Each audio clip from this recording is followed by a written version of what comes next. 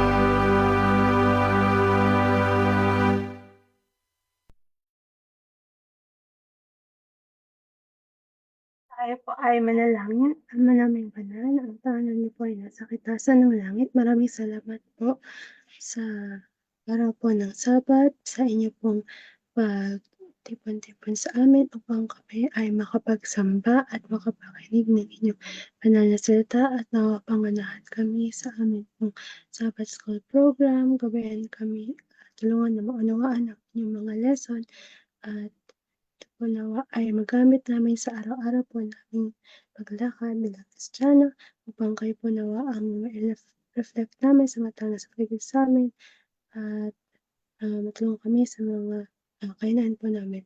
Humingi rin po kami, Ama, ng kapatawaran sa aming pagkukulang pagkasala. Muli po salamat po sa inyong pong pakikinig at sa para sa araw po na ito. In Jesus' name we pray. Amen.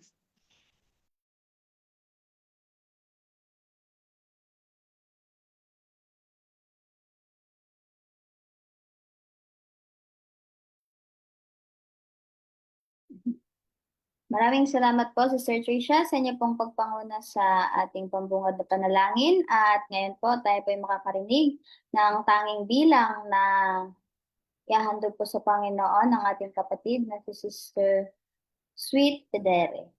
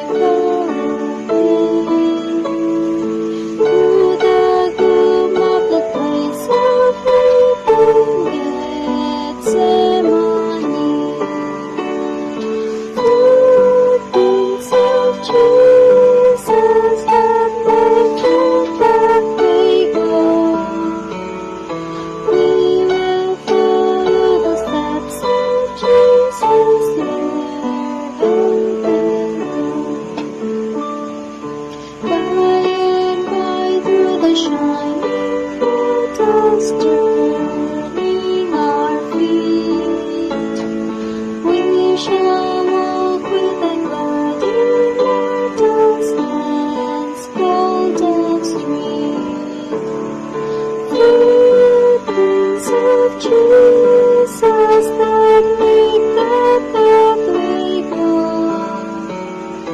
We will follow the steps of Jesus wherever they go. Then at last, when the night loses us our journey through, we will rest where the steps of Jesus and at His throne. Footprints of Jesus that make the pathway glowing. We will follow the steps of Jesus wherever they go.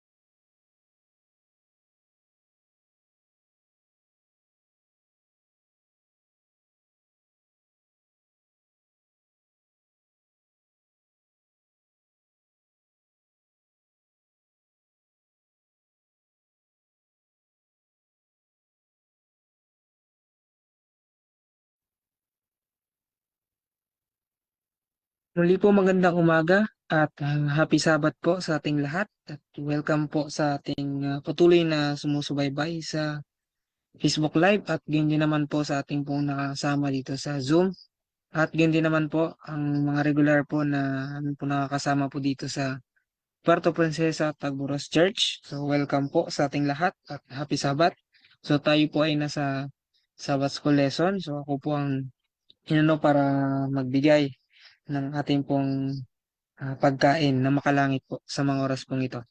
So bago po tayo darako sa ating pong tatalakayin, so ating munang balik tanawan ng ating pong napag-aralan. Ano po? So nung lesson 3, so ito, yun po ay may pamagat na The Friend of Sinners. So ating ang napag-aralan doon na yung tinutukoy nga po doon yung ating pong Panginoon Kristo na naging kaibigan ng mga makasalanan.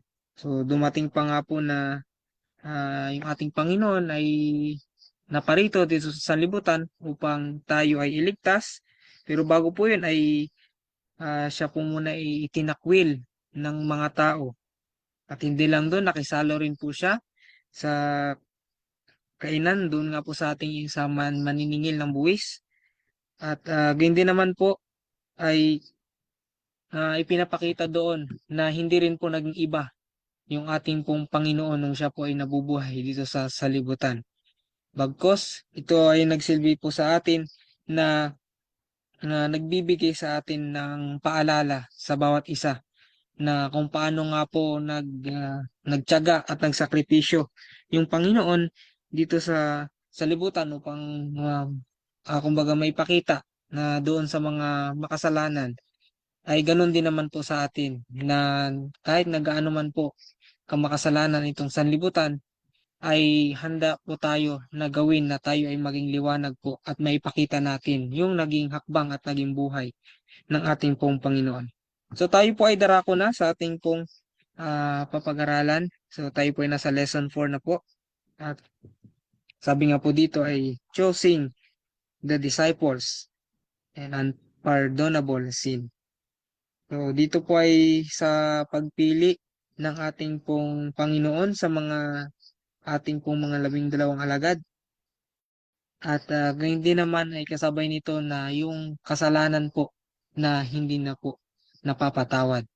So ito kaya yung kasalanan na sa isang gawa lang po natin ay hindi na po tayo mapatawad. O kung ito kaya yung kasalanan na paulit-ulit na po nating pagsalangsang sa banal na presensya o banal na espiritu ng ating pong Panginoon. So yan po ay ating pong tatalakayin sa umagang pong ito.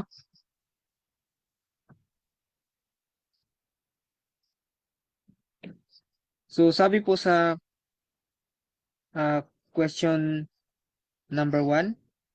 So, sabi nga po dito, anong mahalagang hakbang sa gawain ni Kristo ang naitala rito? So, sabi nga po sa Mark chapter 3, verse 13, and he goeth up into a mountain and calleth unto him, whom he would, and they came unto him. Sa verse 14, and he ordained 12 that they should be with him, and that he might send them forth to preach. So, sabi nga po sa Tagalog, at siya'y umahon sa bundok at tinawag niya ang balang kanyang maibigan at nagsilapit sila sa kanya. At naghalal siya ng 12 upang sila'y makisama sa kanya at upang sila'y suguin niyang magsipangaral. So, dito po ay ipinapakita po sa atin na kung ano po yung naging hakbang o naging gawain ng ating pong Panginoon Kristo. So, ano kaya pong na itinala rito? So, sabi kagaya po nga po ng ating kasagutan, no, siya po ay umakyat sa bundok at gayon din naman pagkatapos nito ay pumili yung ating pong Panginoon o nag-order siya ng 12 alagad. Sa sunod po, ano ang layunin kung bakit pinili ang mga alagad na ito? So, sabi po sa verse 14, so kagaya po sa nabasa na po natin agad kanina, in ordained 12, that they should be with him, and that he might send them forth to preach. So sa verse 15, and to have power to heal sicknesses and to cast out devils. So malinaw po na kung bakit po ano yung naging layunin, kung bakit pumili yung ating pong Panginoon sa lalo na sa pag-ordain po ng 12 alagad ay para makapagbigay po ito ng mensahe sa sanlibutan at kasabay po noon ay meron pong makakasama yung ating pong Panginoon nung siya po ay naglalakbay upang makapagaling ng may sakit at makapag-alis po ng mga demonyo. So ito po ay isa sa mga ano po ng Panginoon kaya po pumili siya upang meron po siyang makasama. At higit lahat, hindi lang din po doon upang masilayan din po nila at makasama po nila yung Panginoon at higit sa lahat, meron po silang matututunan at sila po ay magagabayan kung ano po yung mga dapat nilang gagawin kapag sa time na po na sila po ay lilisanin na ng ating pong Panginoon. Sa question number 3, paano inihanda ni Jesus ang kanyang sarili para sa mahalagang gawaing ito? So sabi po sa Luke chapter 6 verse 12, and it came to pass in those days that he went out into a mountain to pray and continued all night in prayer to God. So anong ka po ba yung naging inihanda o paano po na inihanda ng ating pong Panginoong Hesus ang kanyang sarili para sa mga mahalagang gawain nito? So ito po yung kasagutan natin na kumbaga sa ilang araw na po nang umakyat yung ating pong Panginoon sa bundok at nanalangin at patuloy niya pong ipinalangin ng buong magdamag sa ating pong Ama. So ito yung mga naging paghahanda ng ating pong Panginoon. Sa question number 4,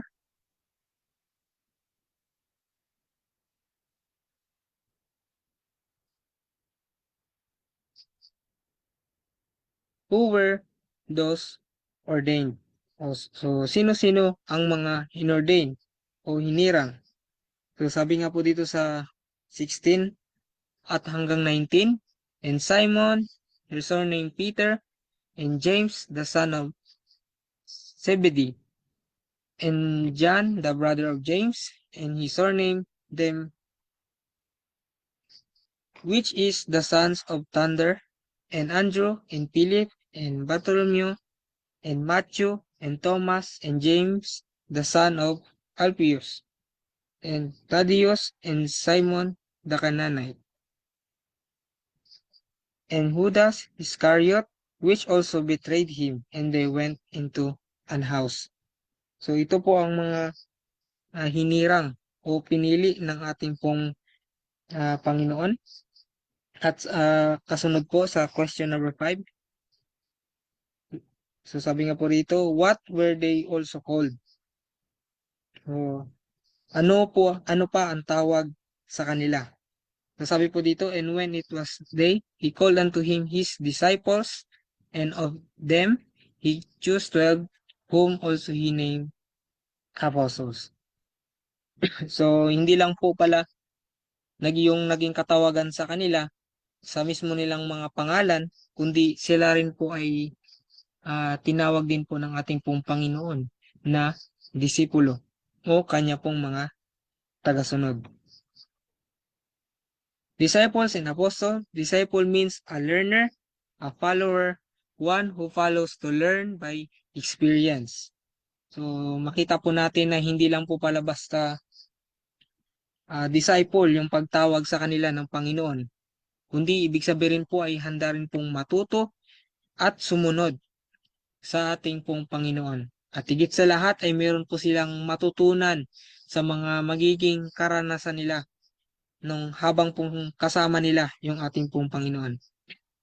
Apostle means one sent forth. The 12 were chosen as learners that they might be sent forth as heralds and witnesses of Christ. They were called and chosen as disciples. They were chosen and appointed, ordained as apostles.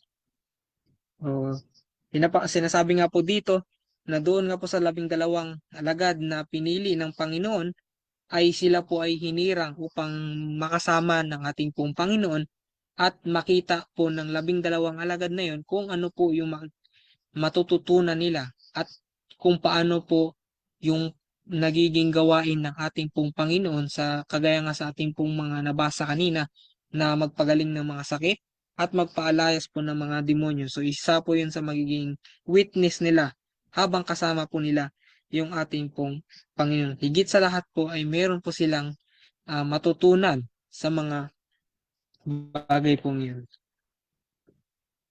So sa question number 6, what instance is given of the people's eagerness to hear? So, anong pangyayari ang nagpapakita ng pananabik ng mga tao na makinig kay Jesus? So sabi po sa verse 19 hanggang 20, and Judas Iscariot, which also betrayed him, and they went into an house, and the multitude cometh together again, so that they could not so much as eat bread.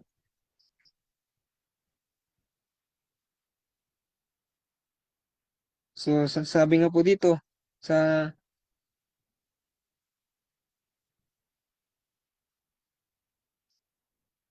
na napakaraming tao ang nagtipon kaya hindi man lamang sila nagkaroon ng pagkakataong kumain. So dahil nga po nung time na dumating yung ating pong Panginoon, so siyempre marami pong nagtumpukan ng mga tao. So dahil nga po doon sa pagiging o pananabik nila na makita yung ating pong Panginoong Hesukristo, so sa kanila pong pagtitipon ay hindi man lamang po sila nagkaroon ng pagkakataong kumain. So sa question number 7, how did this probably affect Jesus? So paano nga po ito maaaring nakaapekto kay Jesus? So sa Matthew chapter 9 verse 36, so sabi nga po dyan, but when he saw the multitudes, he was moved with compassion on them, because they fainted and were scattered abroad as sheep having no shepherd. So sabi nga po sa Tagalog, datapwat nang makita niya ang mga karamihan ay nahabag siya sa kanila, sapagkat pawang nangahahapis at nangangalat na gaya ng mga tupa na walang pastor. So, ito po yung isa sa mga naging naramdaman ng Panginoon. So, dahil nga po sa daming tao na nagnanais po na makita yung ating pong Panginoon, so nakita niya na napakaraming tupa, ngunit nangangailangan po ng mga pastor. So, dito pa lang po, makikita natin ay, kumbaga, sakto lang po na pumili yung ating pong Panginoon na naghirang ng 12 alagad, dahil isa nga po ito sa mga gusto pong maging panukala ng ating pong Panginoon Kristo nung siya po ay nabuhay dito sa salibutan. Dahil nga po, isa rin po doon sa pagpili niya upang gamitin niya ng ating pong Panginoon yung 12 alagad upang turuan at hayagan ng mensahe po ng ating pong Panginoon. So dito pa lang po ay makikita na natin na kagaya po sa ating pong panahon, so talagang kahit sa atin naman po ay makikita talaga natin na napakarami pong tao talaga na patuloy rin pong talagang nangangailangan ng liwanag o yung katotohanan ng ating pong Panginoon. So, yun po ay nakakalungkot lang, no? Kung hindi lang din naman po sa atin, kundi sa atin din pong Panginoon, na napakarami na pong tao yung mga tupang naliligaw na kinakailangan po nating pahatiran ng kanya pong mensahe. At dito ay makikita rin po natin talaga na yung maging ah, kawalan, no, lalo na sa pagbabahagi ng salita ng ating pong Panginoon.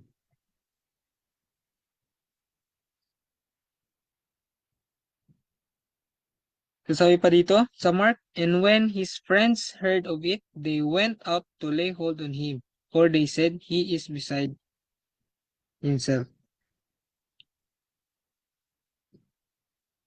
The seal of Christ, the eagerness of the people to hear Jesus was shown by the dense throngs which were continually crowding around him. It may have been, and doubtless often was, mere curiosity which moved many. But Jesus eagerly accepted every opportunity to instruct, to heal, to save. His eagerness and zeal were shown in the concern of his friends as regards his sanity. They should not understand his zeal for God and his love for souls. He had already said, my meat is to do the will of him that sent me and to finish his work.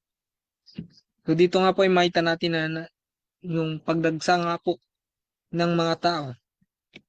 Kagaya nga rin po sa pagpapagaling ng ating pong Panginoon, pagliligtas, pagtuturo.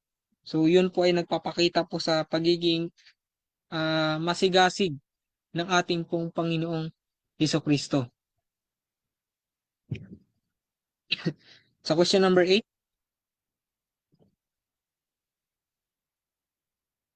are such expressions common concerning those who are zealous in the work of God? So karaniwan bang maririnig ang ganitong mga salita o paratang laban sa mga taong masigasig sa gawain ng Diyos? So sabi nga po sa Acts chapter 26 verse 24, and he thus spake for himself, Festus said with a loud voice, Paul, thou art beside thyself, much learning that make thee mad. So, kagaya nga po sa ating pong question, ano po, na karaniwan meron bang narinig ng mga ganitong mga salita o paratang laban sa mga taong masigasig sa gawain ng Diyos? So, kagaya nga po sa ka- mga mga salita, ano po, na maririnig natin sa paligid. So, kagaya po sa binasa natin sa mga gawa, sa po sa mga nagiging halimbawa po si Paul, ano po, na kung gaano po siya asigasig sa paggawa ng sa gawain ng ating pong Panginoon, sa pagbabahagi, ano po, sa mga taga Galacia, sa mga taga Coronica, na ibahagi yung salita ng ating pong Panginoon, at sa pagsaway sa mga taong makukulit, ano po. So yan po yung naging gawain ni Apostol Pablo nung time na itinalaga niya po yung kanya pong sarili para sa gawain ng ating pong Panginoon.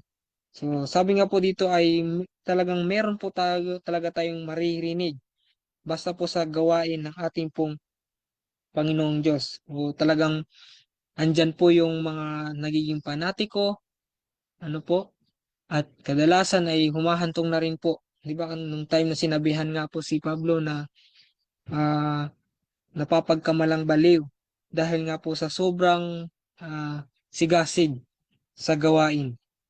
So, ganun din naman po yan sa atin na hanggat meron pong nagpapatuloy sa gawain ng ating pong Panginoon, so nandyan din po yung kaaway para hadlangan yung gawain ng ating pong Panginoon. Kaya marami po tayong maririnig na mga salita na ibabato po sa bawat isa sa atin upang tayo po ay panghinaan at hindi na po gumawa sa gawain niya.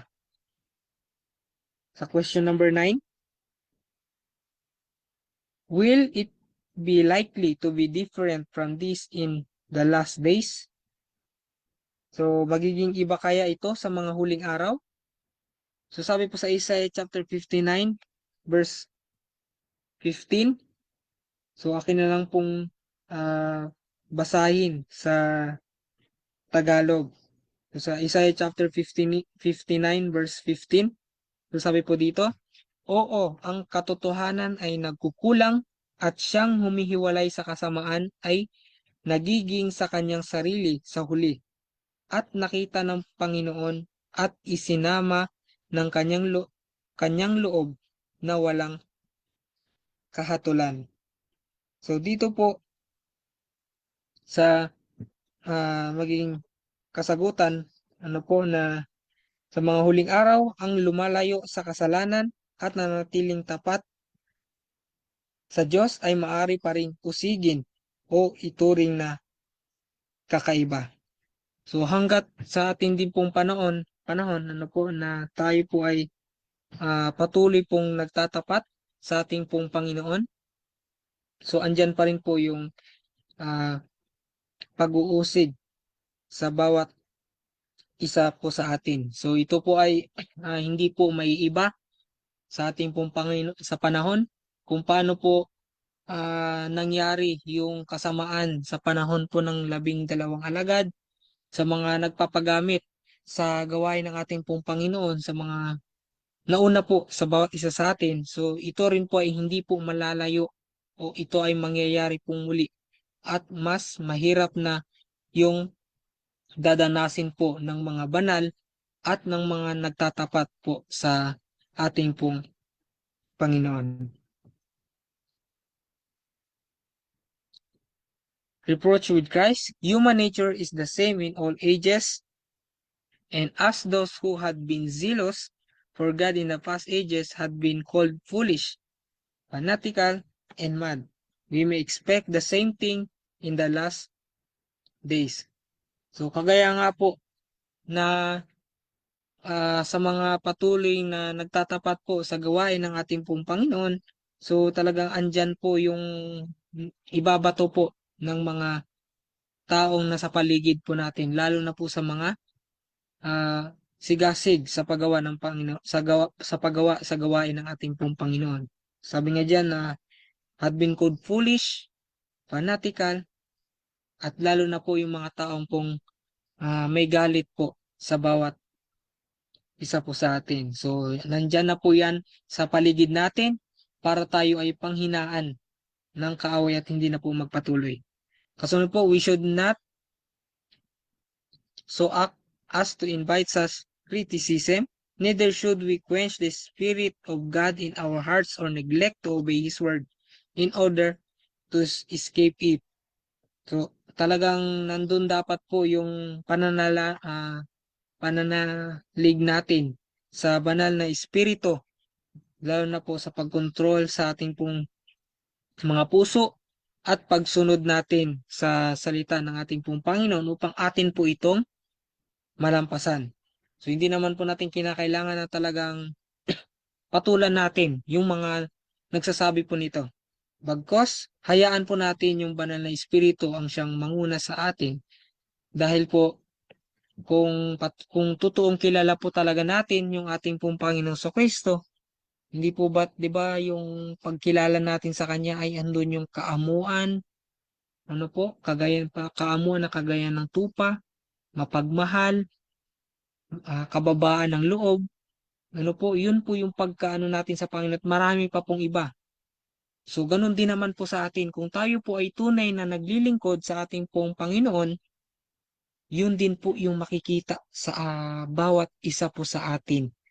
Na hindi po tayo masyadong mapagmataas sa sarili po natin dahil salita po ng Panginoon yung dala-dala po ng bawat isa. Ngayon po, kung tong mga bagay pong ito ay hindi po makikita sa buhay po natin, yung kagaya po sa karakter ng ating pong Panginoon, so malinaw lang po na hindi po tayo tunay na mga tagasunod ng ating pong Panginoon. Kasunod po, it will come applies to the last days as the following verses show, confirms the testimony, but if we act wisely and faithfully, we may comfort our hearts that we are not in bad company, for so did the world unto the prophets in the Lord Jesus.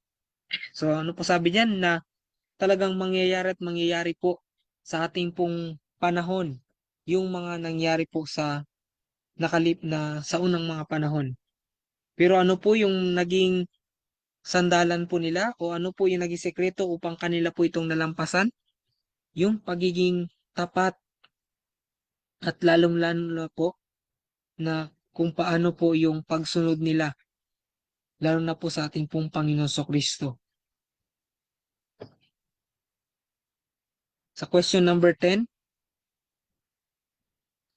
what did the investigating committee from Jerusalem say? Sabi nga ito, ano ang sinabi ng pangkat na nag-imbestiga mula sa Jerusalem tungkol kay Jesus? So sabi po sa Mark chapter 3 verse 22, and the scribes which came down from Jerusalem said, he hath Beelzebub, and by the prince of the devils casteth he out devils. So sinabi nga nila, si Jesus ay may Beelzebub at sa kapangyarihan ng prinsipe ng mga demonyo, siya ay nagpapalayas ng mga demonyo. So biruin niyo po yung mga naging ah na pag sinasabi nila sa ating Panginoon Kristo. So dahil nga po siya ay nagpapalayas ng mga demonyo, so meron na po siyang ah, espiritu ng ganun din po, espiritu ng devil.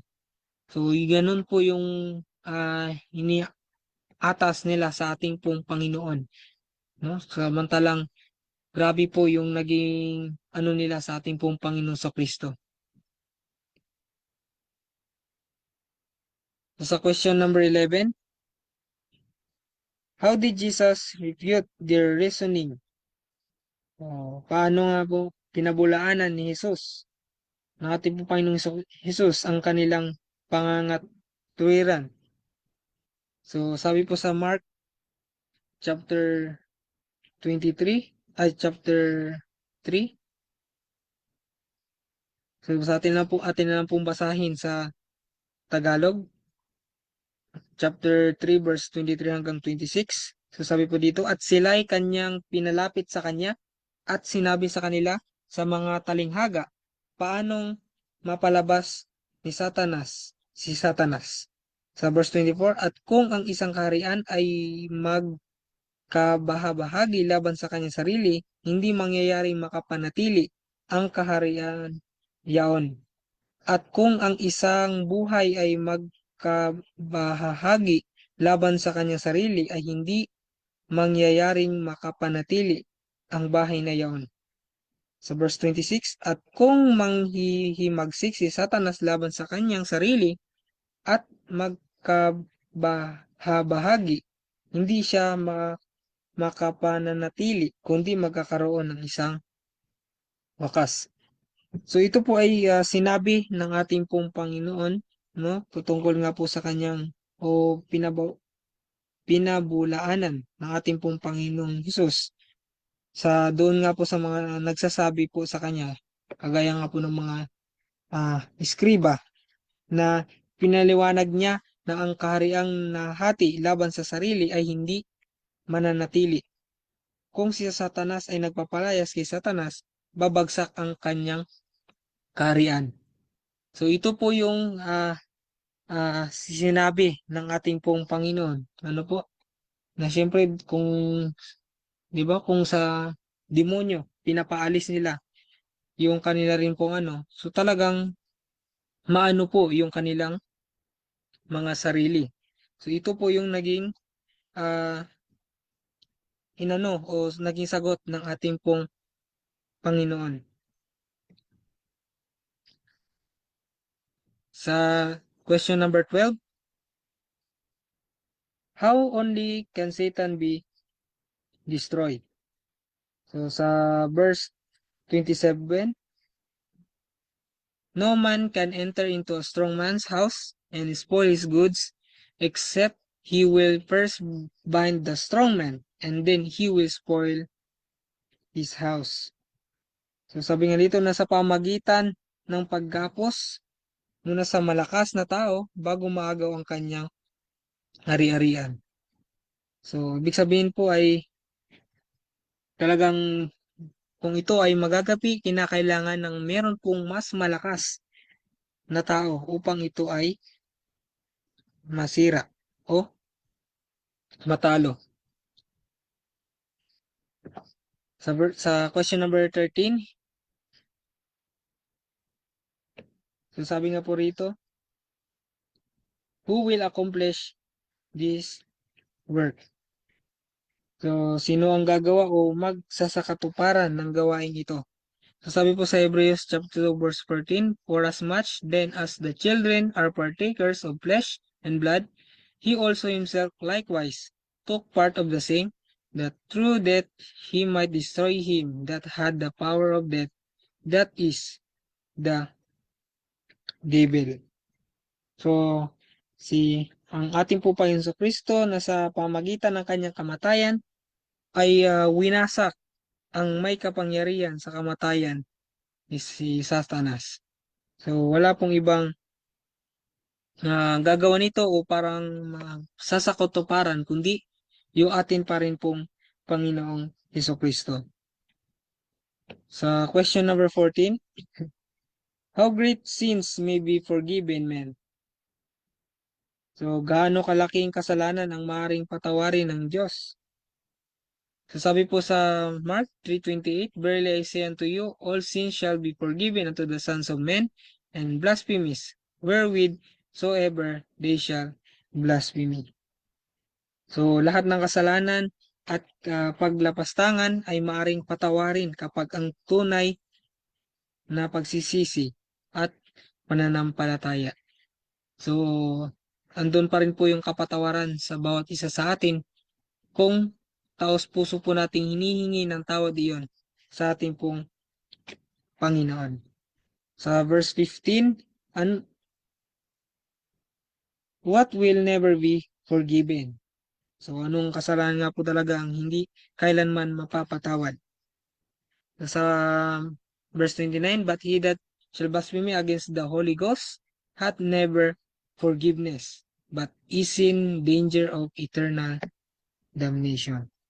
So, malinaw po na yung pagsalangsang ay hindi na po mapapatawad kung tayo ay patuloy na o kung tayo po ay nagkasala sa banal na espiritu. Sa question number 16, what means has God of putting away sin and changing the heart? Ano ang paraan ng Diyos upang alisin ang kasalanan at baguhin ang puso ng tao? So sa Ephesians chapter 1 verse 7, in whom we have redemption through His blood, the forgiveness of sin, according to the riches of His glory. So ito yung paraan ng Panginoon na alisin yung ating pong mga kasalanan at baguhin ang ating pong mga puso ay sa pamagitan po ng pagtubos sa pamagitan ng kanya pong dugo, ano po, ay maalis yung ating pong mga kasalanan at mababago ng kagaya po sa karakter ng ating pong Panginoong Jesucristo. Tayo pa sa verse 14. How much more shall the blood of Christ, who through the eternal Spirit offered himself without spot to God, purge your conscience from dead works to serve the living God.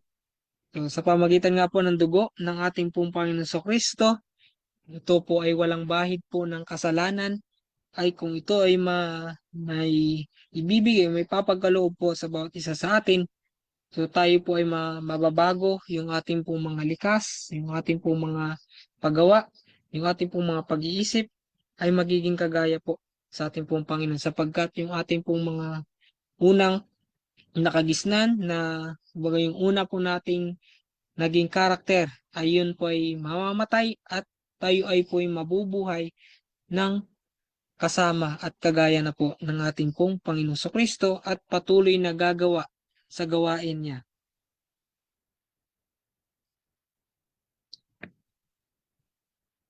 So, sa question number 17, through the power did Christ cast out the demons?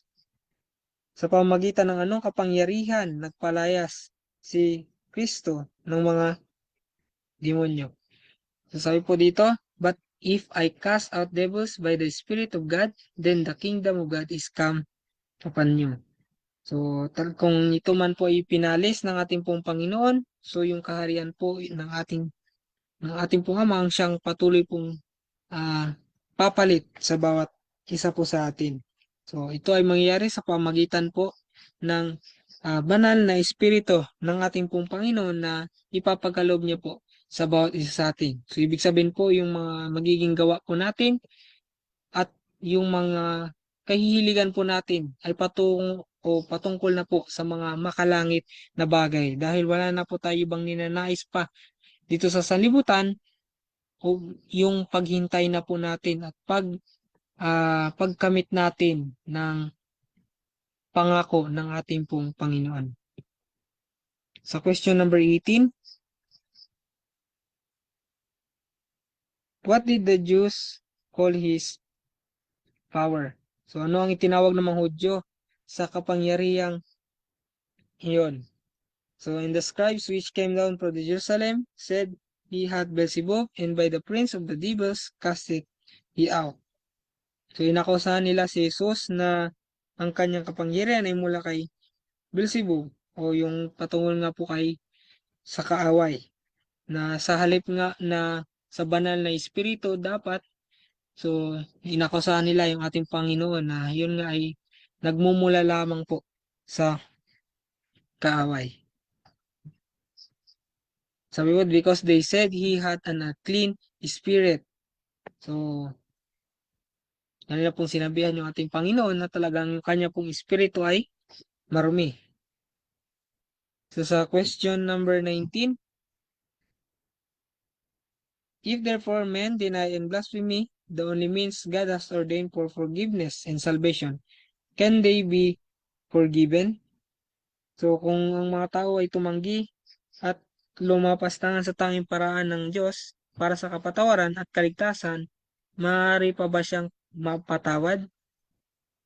So, sabi nga po dito sa Hebrews chapter 10 verse 29, of how much sore punishment suppose ye shall he be to worthy, who had trodden underfoot the Son of God, and had counted the blood of the covenant wherewith he was sanctified an unholy thing, and hath done despite unto the Spirit of grace. So, sabi nga po doon sa ating nga pong nabasa, na kung patuloy po nating yung pagsalangsang natin sa banal na espiritu, pagsalangsang natin sa banal na presensya, so hindi na po tayo mapapatawad. So bakit po? Dahil nga po kung patuloy po nating tinatanggihan yung mga tamang turo na inaano po sa atin, at patuloy din po natin tinatanggihan yung mga banal na salita ng ating pong Panginoon, so ano pa po kaya yung magko-convict sa puso po at isip natin para sumunod sa pangako o sumunod sa magiging ah, salita ng ating pong Panginoon. So wala na pong hindi na po maano yung mako-convict yung ating pong mga sarili. Dahil nga po patuloy na po natin itong tinatanggihan. Siyempre po mawawala po yung presensya ng Panginoon. So hindi na po tayo mapabago yung ating pong mga puso at isipan. Kaya kapag once na yung banal na espiritu na po yung siyang talagang nilalabag o nagkakasala na po tayo doon, so hindi na po tayo magkakaroon pa ng kapatawaran sa ating pong mga kasalanan. Dahil nga sabi nga po dito na yung banal na espiritu ang siya talaga isa rin po sa napakalaga sa bawat isa sa atin na dapat na meron po ang bawat isa. The only means whereby man can be purchased and cleansed in the blood of the Lord Jesus Christ. So sabi nga rin po dito na sa pamagitan po ng banal na espiritu ay at sa dugo ng ating pong Panginoon ay malilinis po tayo. His change of life and character is wrought to the Word of God by the power of His Spirit. So sa pamagitan nga po ng karakter, sa salita ng ating pong Panginoon, ito ay kapangyarihan upang tayo po ay mabago at sa pamagitan din po ng banal na espiritu. To deny one is to deny all. Malino po, and to deny them is from us thy only means which God has for saving us. This everyone does who finally rejects Christ. The Jews not only rejected Christ, but with the most conclusive demonstration of divine power before them, they dared to say it was a manifestation of Satan. They attribute the work of the Spirit of God to the devil. They committed the unpardonable sin, for they cut off the only means of pardon. So isa na rin po ito sa kasagutan po kanina na sa pamagitan nga po ng ginawa nila sa ating pong Panginoon, yun po ay wala na rin pong kapatawaran. Dahil nga po sa mga inaakusa nila sa ating pong Panginoon na galing nga ito sa kaaway at hindi po galing sa banal na espiritu, yung mga nakisilayan nila sa ating pong Panginoon. So dito po ay sinabi na wala na rin pong kapatawaran yung ginawa nila dahil for they cut off the only means of pardon. So yun po yung nakakalungkot sa mga bagay po nila dahil isa rin po sa pag-reject nila sa ating pong Panginoong Jesucristo. So sa last question, sa question number 20, on the other hand, what precious privilege does He open to all? So, sa kabilang dako, anong mahalagang pribilehiyo ang binubuksan ni Jesus para sa lahat? So, sabi po sa Mark chapter 3 verse 31 to 35. So, atin naman pong basahin sa Tagalog. At dumating nga ang kanyang ina at ang kanyang mga kapatid at palibasay katayo sila sa labas, ay nangagpasugo sila sa kanya na siya'y tinatawag. At nangakaupo ang isang karamihan sa palibot niya. At sinabi nila sa kanya, narito na nga sa labas ang iyong ina at ang iyong mga kapatid na hinahanap ka. At sumagot niya sila at sinabi, sino ang aking ina at aking mga kapatid? Sa verse 34, at paglingap niya na nakaupo sa palibot niya ay sinabi niya, narito ang aking ina at aking mga kapatid. Sapagkat sino mang gumaganap ng kalooban ng Diyos, ito'y ang aking kapatid na lalaki at aking kapatid na babae at ina. So, sabi nga po dito na sa yung mahalagang pribilehiyo po na binubuksan sa atin ng ating pong Panginoon na kung tayo man po ay nasa panig ng ating pong Panginoon sa Kristo at gumagawa ng gawain niya na kagaya po sa ginagawa ng Panginoon nung siya po ay nabubuhay dito sa sanlibutan. So tayo po ay tinuturing po ng Panginoon na kanya pong pamilya na malapit po sa kanya. So kaya na sa ating pong naging lesson po, no? Lesson 4 na napag-aralan natin sa umagang pong ito ng Sabat sa ating pong Sabbath School ay makita po natin sa unang part pa lang po na sa pagpili po ng Panginoon sa 12 alagad na sa pagpili pa lang niya, hindi naman po mataas yung pagpili ng Panginoon. Kumbaga, bago pa piliin ng Panginoon na hindi naman po mataas yung kalagayan ng 12 alagad. Ano po? Siguro sila ay nasa pagkaroon ng trabaho lang ng mga mababa, pangingisda, pagkakarpintero, pero hindi po yun binasihan ng Panginoon. Hindi po kumuha yung Panginoon sa mga nag-aaral na agad sa School of the Prophets, kundi doon po pumili yung Panginoon sa labas. At ito ay pinili ng Panginoon at nakasama niya at pinakita niya doon sa kanya pong mga alagad na kung ano yung mga ginagawa niya sa pagpapagaling, sa pagpapalayas ng mga demonyo, at higit sa lahat, yung nagiging karanasan nila na kasama nila yung ating pong Panginoon. Pero doon pa lang po ay makikita natin na hindi po garantiya na kasama nila yung Panginoon ay nagisigurado na agad yung buhay po nila na nasa kaligtasan. Bakit po? Dahil kung maalala po natin si Judas na kasama niya na yung Panginoon, nasilahian niya na kung paano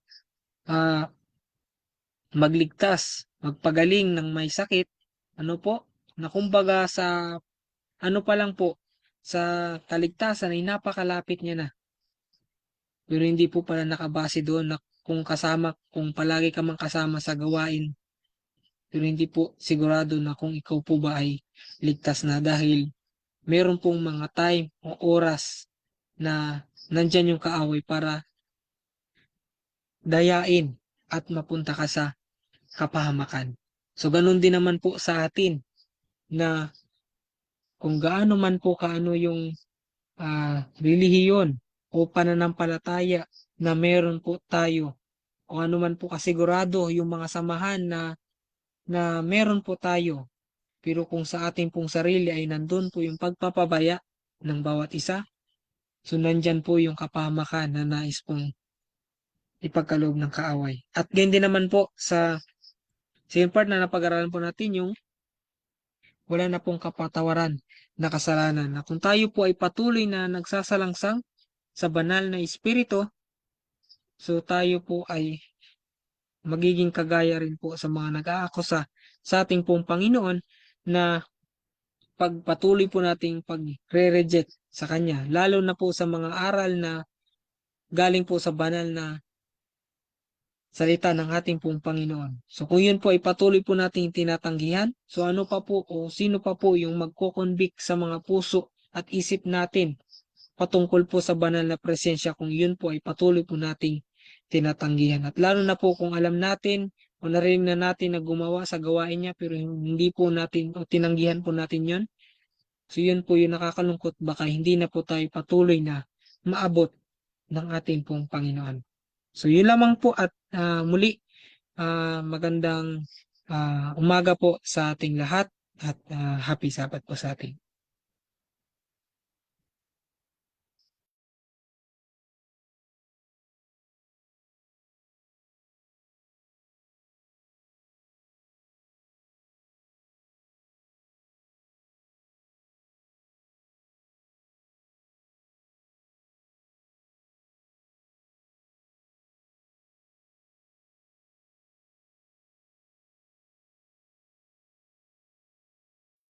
Maraming salamat po, Brother Japhet Lumagtoy, sa inyo pong pagpanguna po sa ating Sabbath School program sa umagang ito.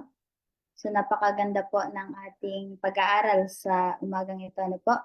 na muli po tayong pinapaalalahanan na hindi po natin kailangan ng ah, may mataas na pinag-aralan upang tayo po ay makapaglingkod sa ating Panginoon. As long as po na nakikita po ng Panginoon na tayo po ay willing na magpagamit para po sa kanyang gawain, tayo po ay kanyang gagamitin. At lagi po nating pakatandaan na hindi po yung ability natin ang dahilan kaya tayo po ay ginagamit ng Panginoon, kundi po yung availability. At kung paano po pumili ang Panginoon ng manggagawa noong siya po ay nandito sa sanlibutan, ay ganun pa rin po siya namimili ng manggagawa para po magpatuloy sa kanyang mga gawain. So hindi ko po sinasabi na hindi po mahalaga ang makapag-aral kasi minsan po may mga tao din pong kailangang abutin. At minsan kapag tayo po ay malalaman na wala tayong mataas na pinag-aralan, may mga taong hindi rin po makikinig. So parang may prejudice po sa isip nila. Kaya meron din po sa atin, kung mapapansin po natin sa mga manggagawa po natin ngayon, hindi po yung mga ah, paano po ba siya i-describe? Parang hindi lang, ang mga manggagawa po ngayon ay hindi lang po yung iba ay hindi nakapagtapos ng pag-aaral, yung iba na pinag-aralan. Meron din pong mga degree holder na ginagamit ang Panginoon upang maabot din po yung mga ka-level po nila. At ganun po kaganda pumili ang Panginoon ng kanyang mga manggagawa. So, we are the body of Christ. Lagi po nating pakatandaan yun. At sa isang katawan, hindi lang po puro ulo, hindi lang po puro mata, at hindi lang po puro kamay. So, meron po tayong ulo, mata, kamay, paa upang gampanan po yung gawain natin. At kahit na minsan parang mapapatanong yung mga tao na bakit biglang nag-iba yung yung taong yon. So pakatandaan po natin na ang Panginoon po nababasa po niya yung puso't isip ng bawat isa. So tayo po nalalaman lang po natin or na, na nakikilala natin yung tao dahil po sa kanyang pakilala po sa atin. Pero ang Panginoon po, hindi pa po tayo nagsasalita ay kilala niya na po tayo. Nababasa niya po kung ano po yung nasa isip at puso po natin. Kaya kahit makita man po natin na gaano pa kasama yung taong yon, ay nakita naman po ng Panginoon na siya po ay willing na magpagamit at nabasa din po ng Panginoon ang kanyang puso na siya po ay tunay na nagsisi sa kanyang kasalanang ginawa. Hindi po magdadalawang isip ang Panginoon na gamitin siya para sa gawain. At sa punto pong ito, akin pong binubuksan ng dulang para po sa inyong mga karagdagan. Kung sino po ang may gustong idagdag or insights sa ating napag-aralan sa umagang ito ay paki-open lang po ng inyong camera at ng inyong microphone. At ganun din naman po sa mga nanonood sa Facebook Live. Kung meron po kayong gustong idagdag ay i-comment lamang po.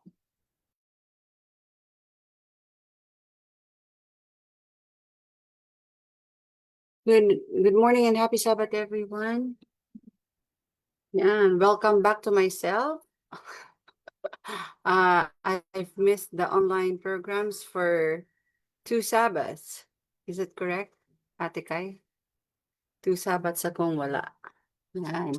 And this will be my last Sabbath, I think, for this season. Because I don't know when I'll be back again. Yeah. I just want to share my own experience with regards to God's calling. God called me at different times, at different levels. But the most important thing is God is always calling me. So, the first time that God called me, I was a student, a university student. And then I was called back again after being a backslider for a few years. God called me back again, but this time I was already a professional teacher, and I could be a living proof that if your heart is truly in the work of God, God will always call you to do something for Him. Whether you are whatever is your social status, if you have the heart to work for the Lord, if you have if you will willingly dedicate yourself to work for the Master, God will fit you to do the work that He wants you to do.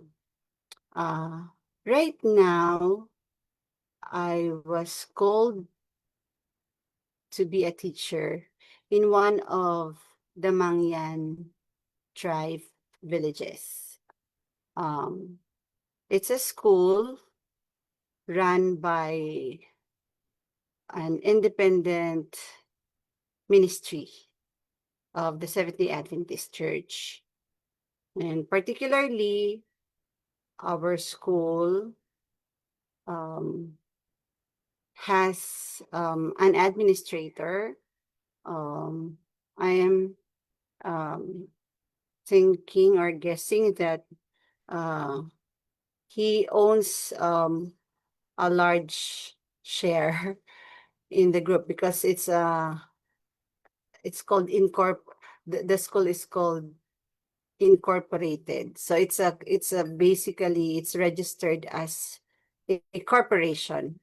I mean, schools run by a company of people. And I believe that the person in charge in Occidental Mindoro owns a large share. And so he is the one who has the say in everything. I admire his dedication, because he and his wife left everything behind in the United States and dedicated their lives in serving the Lord, in uplifting the lives of the Mangyan people in Occidental Mindoro through education. And this year, his wife already passed away a few years back. But in 2026, the administrator got hold of a book called True Education. And what he did was he shared it to all his teachers and to every teacher who will be teaching this year, starting this year. So he gave all the books to the old teachers and to the new teachers. The book is very enlightening, because I myself, I've been exposed to the word true education since I became an Adventist reformer. And I myself, even before I got married, I already had this mindset that because I thought that I was fit, I was educated enough, although I was an undergraduate in college, but I thought that I am educated enough to teach my child until high school. That was my mindset, because I wanted to apply the true education method to my child. But unfortunately, it didn't happen because of many reasons. And my child was sent to a conventional school. And now, when I received the book, because he sent me the book before I even attended the seminar for teachers. So when I started reading the book, it was an eye-opener because the book clearly lays down what should we do. Because if you will only read the books, the SOP books about education, like Education, Fundamentals of Christian Education, Counsels to Parents and Teachers, Messages to Young People, Child Guidance, and some other Spirit of Prophecy books that talks about education. You wouldn't get a concrete idea of how to apply true education to your child. And so that's what happened to me. So I am thinking that if you will not really focus on things, for example, you want to apply the true education to your child, you should focus on knowing how to have a concrete idea in applying true education. Excuse me.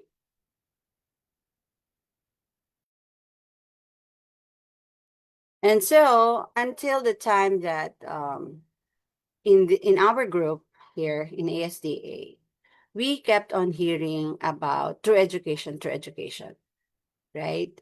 But nobody has given us or laid down in front of us the concrete idea on how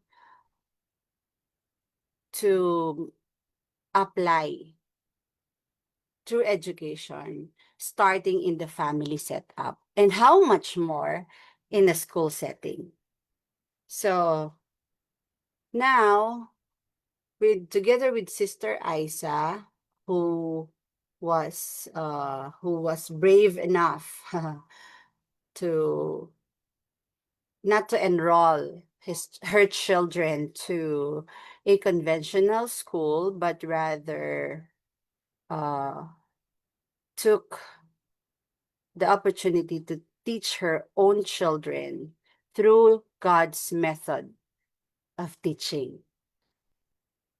So if you will see her as a medical missionary and gospel worker as well, that she takes her children everywhere while doing God's work in the medical missionary and gospel fields. She still has the time to teach her children. And as teachers, the group of us, the whole team of teachers in this school or this company, we're all convicted of applying this method because we have been convicted by the Holy Spirit that this is God's method. But the problem is the schools that we will be teaching are under the Department of Education. It means we are under the policies and guidelines of the government. And so here comes the conflict and the challenges. But I still praise God for this opportunity that was given to me, that I was able to have a concrete idea of how true education should be administered to the children. And this year will be the first year that we will be shifting on the true education method. But since we are under the DepEd, it cannot be applied so easily to every school. And me and my team of teachers who are in the same school decided to take up the challenge of not just incorporating the true education method in our school this school year, starting from grade kindergarten to grade 3.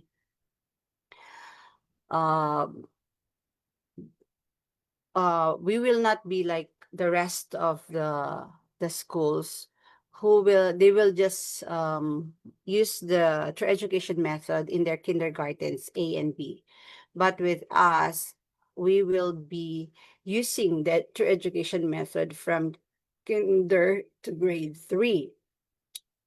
But we are still praying that our administrator would be brave enough to, like, how do you say it, like cross or not go with the flow.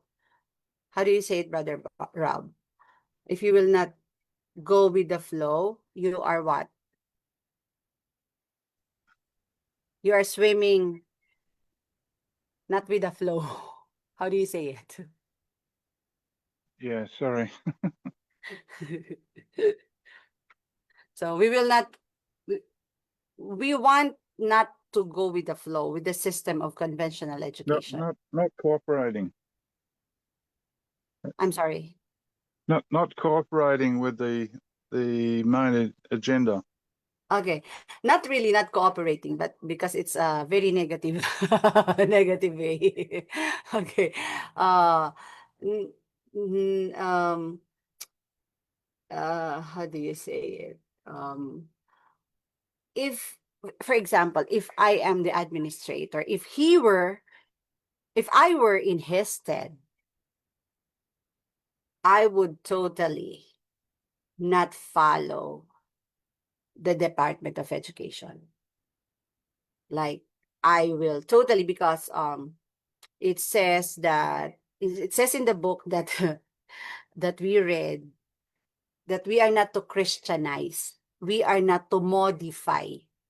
So it means if you will apply the method of true education, it's either you totally discard the conventional methods of teaching and stick to God's method of teaching and be able to produce Daniel's, Joseph's, Moses's, and who else?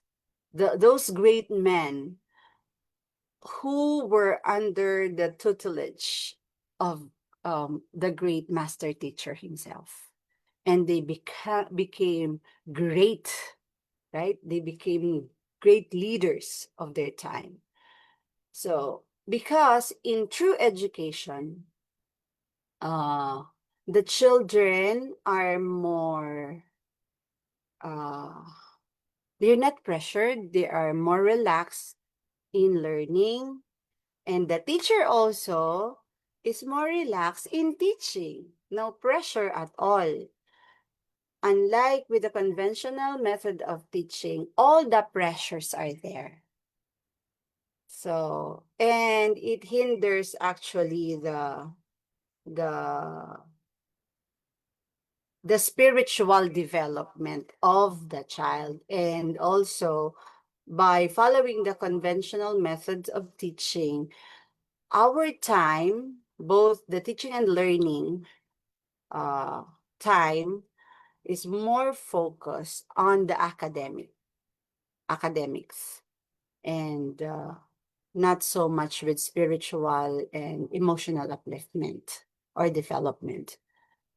But the sad thing is, I'm not the administrator. I'm just a mere teacher who should follow whatever is the decision of the administrator, right?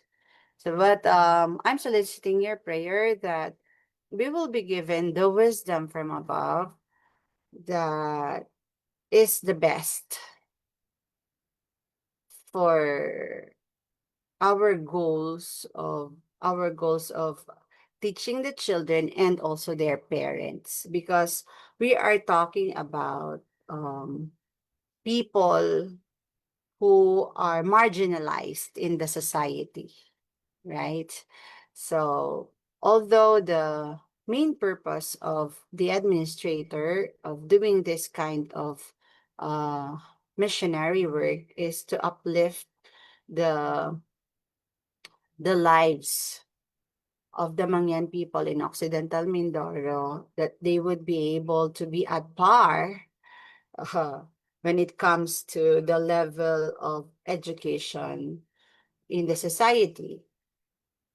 But then God gives him this opportunity to follow his will and to use his resources and his network and his authority to um, do his will in these last days. In these days where education has been so corrupted, that the education system is producing students who are so violent, ill-mannered, and unspiritual students. So please pray with us that we could be successful in this field of work. This was a calling that I could say a very surprising calling. It came to me during the time that I was still half asleep, and I did not ask how much I would be paid, but the thing that I confirmed is that I could take my mom with me to live with me, and the school that I should be placed in is conducive and safe for my mom. And so he placed me in a school where the car could reach, unlike the rest of the team of teachers who need to ride a boat to get to the villages, to their schools. So I am blessed in this way, but as I have heard the teachers, they chose to be in far places because they didn't want the DepEd authorities to visit them. So with me, I am thick-skinned. I don't care whoever visits us. So anyway, um, if they want, they should be the one to teach. So I don't care if they visit us. They should visit us and not expect to be treated like king and queens, but as servants, because all of us are servants. They should feel also being a servant. Anyway, that's my testimony. I am grateful that God gave me the courage to apply for this job, because I applied for this job.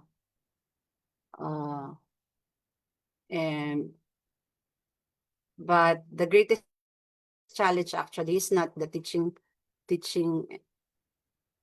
challenges, but the gardening challenges, because we are required to have a raised garden. So,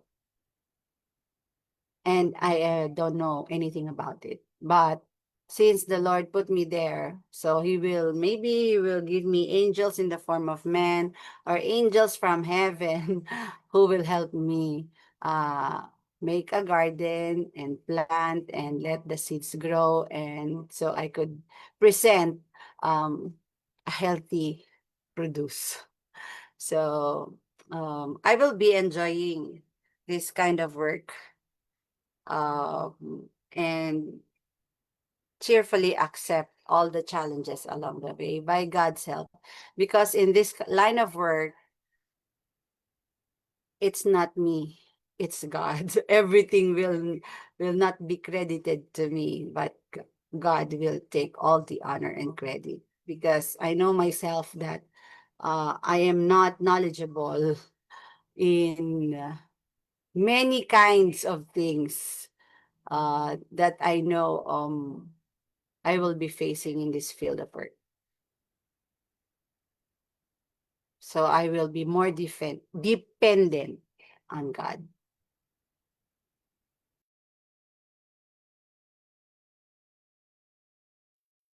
Maraming salamat po, Sister Norris, sa inyo pong pag-share ng inyong testimony sa umagang ito at sa inyo pong patotoo sa kabutihan ng Panginoon sa bawat isa po sa atin.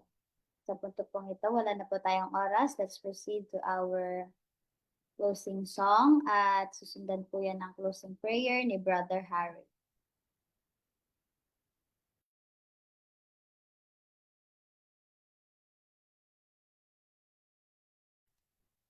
Hello, ako po ang magpipray.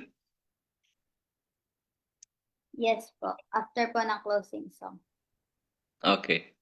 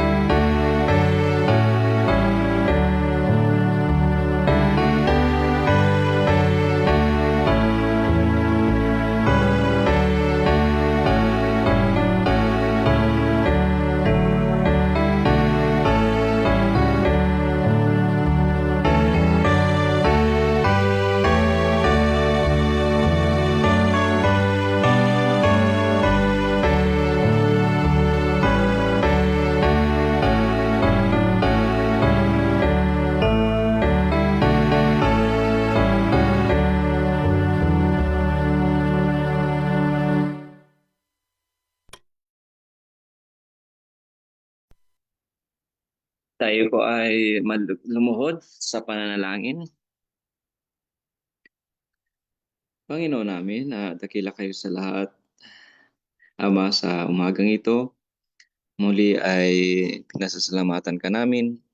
Sinasamba sa inyong dakila mga gawa ay pinagkaloob sa amin ng araw na ito upang muli maibalik namin sa inyo ang mga papuri at aming mga pagsamba. Nawa tanggapin kami, pagpalain din sa bawat aral na aming natututunan na pag-aaralan. Nawa ang bawat bahagi, bawat talent na ipinagkaloob nyo sa amin, maliit man o malaki, ay mapalago namin ito para sa inyong kaluwalhatian. Hinihiling namin ang patuloy na patnubay ng inyong espiritu na siyang sumaming lahat, at lahat kami ay maging malakas sa pananampalataya at maging handa sa anumang task, anumang gawain na inyong ipagagawa sa bawat isa sa amin. Pagpalain din ang mga kapatid na nagsisipagtipon sa araw na ito ng Sabat upang pumuri sa inyo at pakabanalin kami sa bawat isa. At ang inyo nawang Espiritu ang siyang gumawa upang kaming lahat ay magkaisa at maibuhos sa amin ang inyong Espiritu, ang huling ulan, upang sa ganun ang buong sanglibutan ay maliwanagan ng inyong kaluwalhatian at ang pagdating ng inyong anak ay siyang aming maranasan at na matapos na ang kahirapan sa buong mundong ito. Maraming salamat po at sa mga pagkukulang at pagkakasalang aming nagawa sa aming mga puso at mga isipan, alisin nawa ito, linisin kami, at ang lahat na ito ay aming pinasalamatan at inihiling sa pangalan ng inyong anak na si Jesus. Amen.